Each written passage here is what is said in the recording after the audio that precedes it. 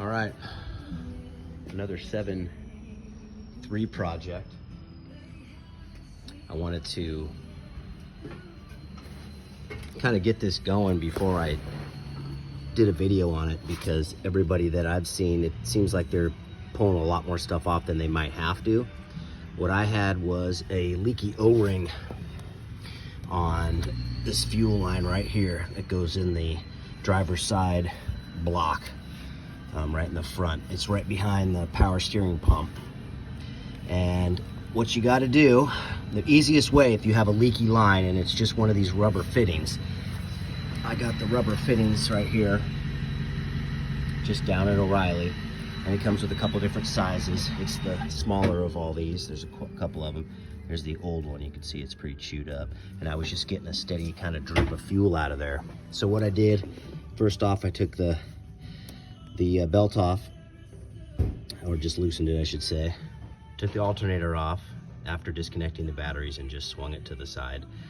I removed this little sensor that's right somewhere here.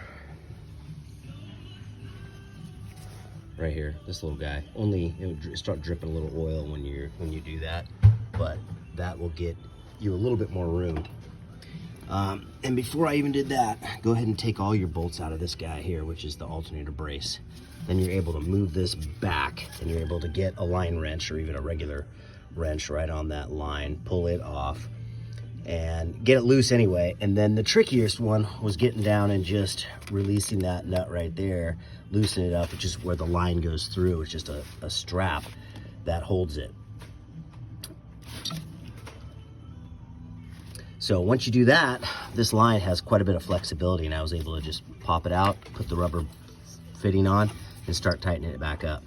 So real easy. Once you get this tight, you can tighten up that other strap again, and then you just start putting it back together. But a lot of people are pulling this all the way off, and to do that you need a puller, of course, for your power steering pump, and it's just extra. And if you've got to replace maybe even the whole line here, that'll come off that.